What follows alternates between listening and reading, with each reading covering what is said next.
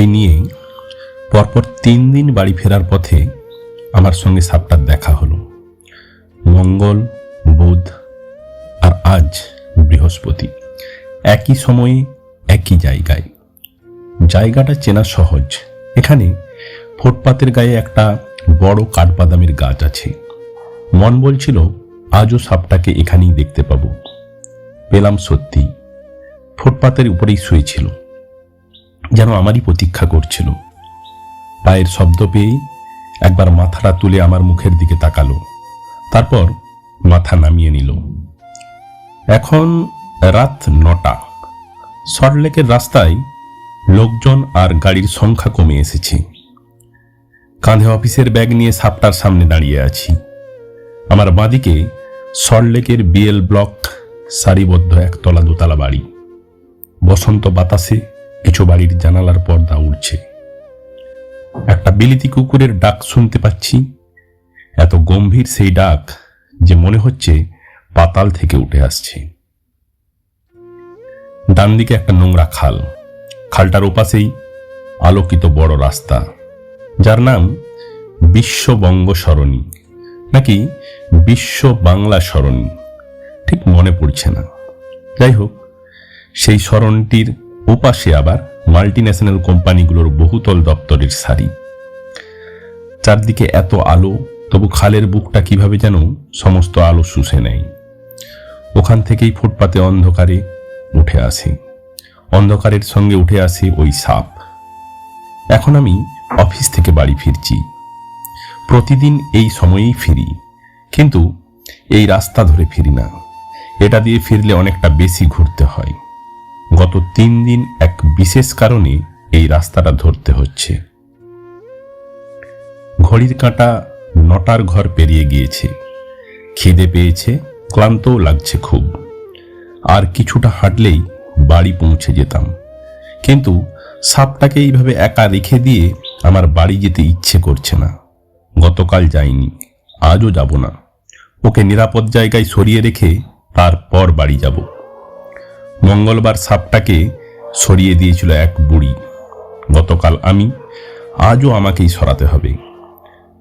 আমি নয়, প্রথম দিনে বুড়ি সাপটাকে আগে দেখেছিল। এখন হয়তো বুড়ি এই শহরের কোনো বাজারে শাক পাতা কিংবা ফুল টুল বিক্রি করে, কিন্তু আদতে তো ওরা বাদা অঞ্চলের মানুষ।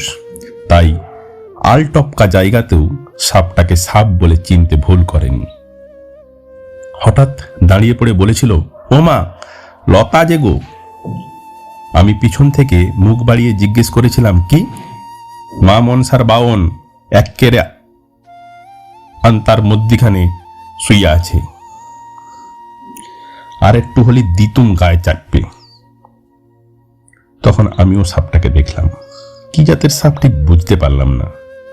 প্রায় 1 ফুট 4 লম্বা, সাইকেলের টায়ারের মতো মোটা, শুকনো পানের পিকের মতো গায়ের রং, তার উপর ফুটকি ফুটকি ছোপ। বুড়ি হাততালি দিল।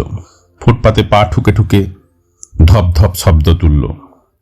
ফলে সাপটা খুব অনিচ্ছুক ভঙ্গিতে ভারী শরীরটাকে টেনে নিয়ে খালপাড়ের ঝোপঝাড়ের মধ্যে ঢুকে গেল।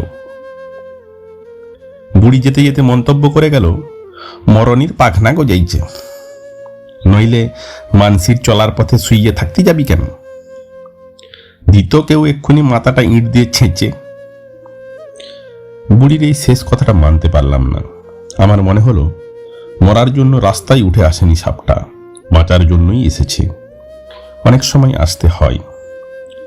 এটা প্রথম দিনের কথা। আজকেও ফুটপাতের কমলা রঙের টালির সঙ্গে রং মিলিয়ে শুয়েছিল সাপটা। মাঝে মাঝে চেরা জিভটা বারবার বাতাস শুঁকছিল। মাথার উপর দিয়ে শিয়ালদার দিকে শেষ মেট্রো চলে গেল। অদ্ভুত লাগলো। অত্যাধুনিক এবং আলোকিত এক সরীসৃপ যেন হাওয়ায় ভেসে যেতে যেতে নিচের দিকে তাকিয়ে গেল তার কুৎসিত আদিম পূর্বপুরুষকে। আমি একটু ঝুঁকে ফিস ফিস করে সাপটাকে বললাম, লড়ে যা ভাই, হাল ছাড়িস না। বুড়ি যাই বলুক, সুইসাইডের কথা মাথায় আনিস না। জানিস তো আত্মহত্যা মহাপাপ। সাপটা নিষ্পলক চোখে আমার দিকে তাকিয়ে বলল, কেন? পাপ কেন? ঠিকঠাক উত্তর দিতে পারলাম না বলেই খচে গেলাম। বললাম, অত জানি না, শাস্ত্রে বলেছে পাপ, তাই পাপ। তুই এবার ফোট এখান থেকে। ওই দেখ, বড় লোকের বাড়ির চাকর তাদের অ্যালসিসিয়ানকে পটি করাতে আনছে, তোকে দেখতে পেলে মেরে ফেলবে। সাপটা সরাসরি আমার চোখের দিকে তাকালো। দেখলাম দুটো চোখ যেন দুফোঁটা জমাট অগ্নিবিন্দু। বলল, কেন যাব? রাস্তাই তো এখন আমাদের একমাত্র রাস্তা। সোমবার বাস থেকে করুণাময়ীর মোড়েই নেমেছিলাম, যেমন প্রতিদিন নামি। ওখান থেকে আমার বাড়ি পর্যন্ত বাকি রাস্তাটুকু হেঁটে ফিরি, না হাঁটলে ভুঁড়ি বেড়ে যায়। মোড় থেকে ডান দিকে যে রাস্তাটা আনন্দলোক হাসপাতালের দিকে চলে গেছে, সেটার সার্ভিস রোড ধরে হাঁটা লাগাই। কিছুটা গিয়ে বাঁ দিকে একটা ইট বাঁধানো রাস্তা ঢুকে গেছে। ওটা দিয়ে শর্টকাটে বিএল ব্লকে আমার বাড়ি অবধি চলে যাওয়া যায়। নির্জন রাস্তা, ধারে ধারে সোঁদাল, কাঞ্চন কিংবা জারুলের মতো বেশ কিছু বড় বড় গাছ আছে। এক এক সিজনে এক এক রকমের ফুল ফোটে। স্ট্রিট লাইটের আলোয় ফুল দেখতে দেখতে শীষ দিয়ে গান গাইতে গাইতে বাড়ি পৌঁছে যাই। কিন্তু গত সোমবার করুণাময়ীর মোড়ে নেমে দেখতে পেলাম ডান দিকের রাস্তায় ডামাডোল। চাকুরি প্রার্থী ছেলেমেয়েরা পুরো সার্ভিস রোড জুড়ে ধর্নায় বসেছে। মোড়ের পানওয়ালাকে জিজ্ঞেস করে জানলাম, প্রথমে ওরা মধ্য শিক্ষা পর্ষদের অফিসের সামনে বসেছিল। পুলিশ ওখানে বসার অনুমতি না দেওয়ায় সার্ভিস রোডে গিয়ে বসেছে। গাড়ি চলাচল বন্ধ, পথচারীরা কোনো রকমে যাতায়াত করছে।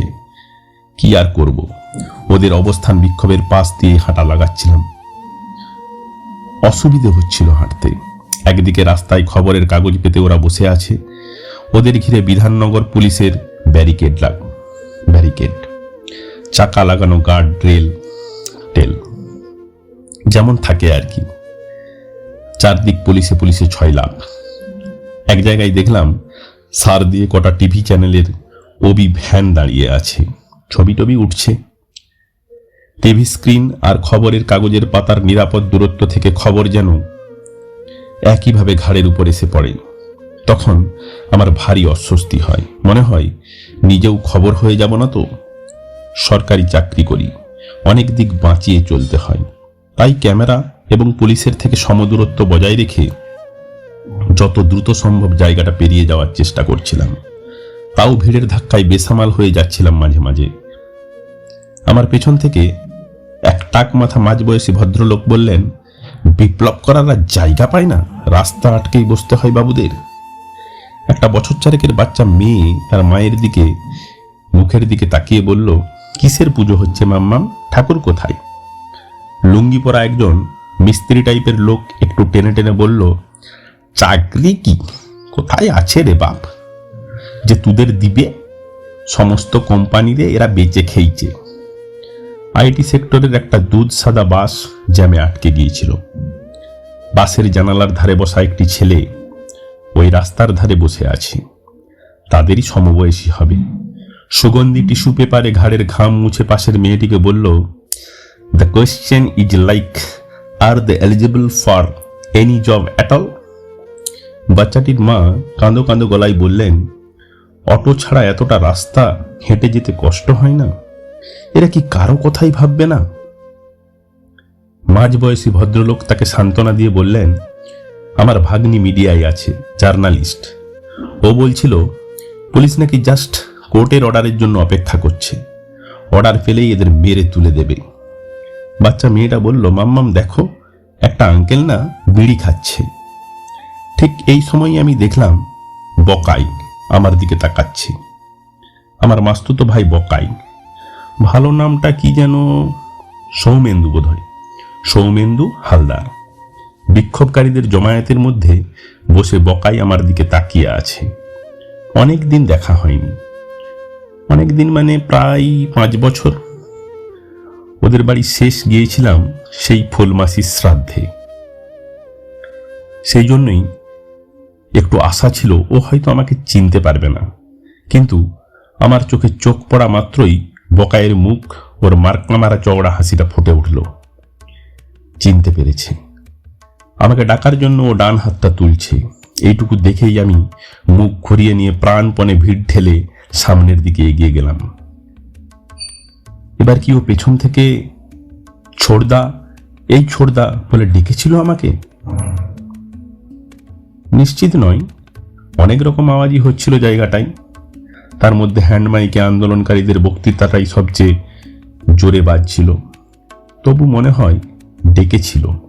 বকাই তো আমাদের সঙ্গে মিশতে চায়, আমাদের ডাকে আমরাই সাড়া দিই না, আমি দিই না, আমার অন্যান্য মামাতো মাস্তুতো ভাই বোনেরাও দেয় না। ছোটবেলায় ও আমাদের সঙ্গে খেলতে এলে আমরা বিরক্ত হতাম, ওর প্যান্টের বোতাম ছেঁড়া আর জামার কলার ফাটা বলে। এখন ওকে আমরা এড়িয়ে চলি ওর চাকরি নেই বলে। টিউশনি ফিউশনি করে, কিন্তু তাকে কি আর চাকরি বলা যায়? বকাই আমার থেকে 5 বছরের ছোট, তার মানে ওরও তো 35 বছর বয়স হয়ে গেল, এখনো চাকরির জন্য ধর্ণা দিচ্ছে কি করে? এজ লিমিট বলে কিছু নেই নাকি? অনেক দূর চলে এসে একবার চুপি চুপি ঘাড় ঘুরিয়ে ওদিকে তাকিয়েছিলাম। ভেবেছিলাম বকায়ের দৃষ্টিসীমার বাইরে চলে এসেছি। ভুল ভেবেছিলাম। দেখলাম ও অবাক দৃষ্টিতে আমার দিকেই তাকিয়ে রয়েছে। দ্বিতীয়বারের মতো ওর চোখ থেকে চোখ সরিয়ে নিয়ে সোজা বাড়ি চলে এসেছিলাম। বাড়ি ফিরে রঞ্জাকে আসার পথে যা যা হলো তার সবটাই খুলে বলেছিলাম। এমনই কোইন্সিডেন্স, আমার কথা শেষ হয়েছে কি হয়নি, মোবাইলটা বেজে উঠল। দেখি বকাই ফোন করেছে। রঞ্জা ফিস করে বলল, একদম ধরবে না। তারপর হয়তো বন্ধু বান্ধব নিয়ে এখনই আমাদের বাড়িতে খেতে চলে এলো। হয়তো বলল বাথরুমটা ইউজ করব, তখন কি করবে? ধরবো না? না, এমনিতেও কোনো সম্পর্ক নেই, অমনিতেও থাকবে না। এসব এলিমেন্টদের সঙ্গে সম্পর্ক না থাকাই ভালো। বললাম বেশ। আর কাল থেকে ওই রাস্তাটা অ্যাভয়েড করবে, অন্য কোনো রাস্তা দিয়ে বাড়ি ফিরে আসবে যতদিন ওরা ওখানে ঘাঁটি গেড়ে আছে। ঘাঁটি গাড়া কথাটা খুব কানে লাগলো। সন্ত্রাসবাদী নাকি যে ঘাঁটি গেড়ে থাকবে? কিন্তু রঞ্জাকে কিছু বললাম না। এটা নিজেদের ঝগড়া করার সময় নয়। কাঁধে তোয়ালা নিয়ে বাথরুমে ঢুকে গেলাম। মনকে শান্ত করার চেষ্টা করছিলাম, কিন্তু কিছুতেই পারছিলাম না। কেবল মনে হচ্ছিল আমার জায়গায় অন্য কেউ থাকলে সে কি একবার হাসি মুখে ব্যারিকেডের পাশে দাঁড়িয়ে হাতটা ভাইয়ের দিকে বাড়িয়ে দিত না? হুঁশ ফিরতেই দেখি বাথরুমের ভিতরে আমি দেয়ালের দিকে ডান হাতের পাতাটা বাড়িয়ে ধরে ফিস ফিস করে বলছি, wish you all the best Bokai, তোরা জিতে যাবি দেখিস। লজ্জিত হয়ে হাতটা সরিয়ে নিলাম। নিজেকে বোঝালাম আমার পরিস্থিতিতে পড়লে যে কেউ আমার মতো করেই রিয়্যাক্ট করত, এটাই স্বাভাবিক। রাতে শোয়ার পরও বারবার এপাশ ওপাশ করছিলাম। একবার মনে পড়ল ফুলমাসি আমাকে খুব ভালোবাসত। আমার ডাকনামটা ফুলমাসিরই দেওয়া। মনে পড়ল মামা বাড়ির সামনের রাস্তায় সাইকেল চালাতে চালাতে পড়ে গিয়ে আমার পাটা অনেকখানি কেটে গেছে, রক্ত পড়ছে বেশ, কিন্তু আমি কাঁদছি না, কাঁদছে বকাই। আমার হাতটা মুঠো করে চেপে তারস্বরে কাঁদছে আর বলছে, ছোড়দা পড়ে গেছে, ছোড়দা পড়ে গেছে। রঞ্জা পাশ থেকে বলল, কি হলো, এত ছটফট করছে কেন? বললাম, বকাই এমন অবাক হয়ে আমার দিকে তাকিয়েছিল, ওর ওই দৃষ্টিটা আমি ভুলতে পারছি না। রঞ্জা বলল, মোটেই অবাক হয়নি। অবাক হবে কেন? তোমার ওই ভাইটিকে আমি দেখেছি, ওর চোখে সব সময় কেমন একটা ভ্যাকেন্ট, একটা নির্বোধ দৃষ্টি লেগে থাকে, থাকে না বলো? তোমার গিল্ট ফিলিং থেকে তুমি ওই ভ্যাকেন্ট দৃষ্টির একটা মানে করে নিয়েছো, আর কিছু নয়। আমিও কেমন নির্বোধ দৃষ্টিতে তাকাই। বলছো? হ্যাঁ বলছি, এবার ঘুমাও। যাতে রঞ্জা শুনতে না পায় এইভাবে শুধু ঠোঁট নাড়িয়ে বললাম, wish you all the best Bokai, তোরা ঠিক জিতে যাবি। পরদিন থেকে রাস্তা বদলালাম, আর সেই বিকল্প রাস্তাতেই সাপটার সঙ্গে দেখা হতে লাগলো। মঙ্গল, বুধ, আবার বৃহস্পতি, পরপর 3 দিন।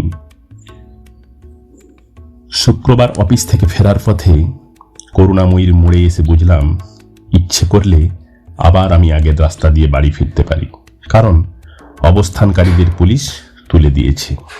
সার্ভিস রোডটা ফাঁকা। সেই চাকুরি প্রার্থী যুবক যুবতীরা কেউ নেই, শুধু কয়েকজন সিভিক ভলেন্টিয়ার গার্ড রেলগুলোকে টানতে টানতে রাস্তায় ধারে নিয়ে যাচ্ছে। শেষ অভিযানটা গুটিসুটি সার্ভিস রোড ছেড়ে বেরিয়ে যাচ্ছে মেন রোডের দিকে। রাস্তা জুড়ে ছড়িয়ে আছে ছেঁড়া খবরের কাগজ, জলের বোতল, চটি, জুতো, এইসব সবকিছুর উপরে ছড়িয়ে আছে সোঁদালের হলুদ পাপড়ি। মিউনিসিপ্যালিটির সুইপাররা এর মধ্যেই সেগুলোকে ঝাড় দিয়ে সরাতে শুরু করেছে। যেতে পারতাম, পুরনো রাস্তা ধরেই বাড়ি যেতে পারতাম, কিন্তু গেলাম না। পা দুটো খুব ভারী লাগছিল, পিঠে যেন কেউ একটা বস্তা তুলে দিয়েছে। কোনো রকমে শরীরটাকে টানতে টানতে নিয়ে চললাম সেই যেখানে মেট্রোর লাইনের নিচে বাদাম গাছ, বাঁ হাতের আলোকিত বাড়ি, ডান দিকে অন্ধকার জল, যেখানে সাপটা আমার দিকে মুখ তুলে তাকালো। আমি বললাম, পারলি না? তোমার যে সাপোর্ট ছিল না ছোড়দা। চল রাস্তা ছাড়। কেন রাস্তা ছাড়বো? রাস্তাই তো আমাদের একমাত্র রাস্তা। রাবি হচ্ছে? আমি একটা বড় সড়ো ইটের টুকরো কুড়িয়ে নিয়ে সাপটার মাথায় টিপ করে ছুঁড়লাম, মর শালা। আরেকটা ইট, মর শালা। আরেকটা, মর। তারপর আরেকটা, মর।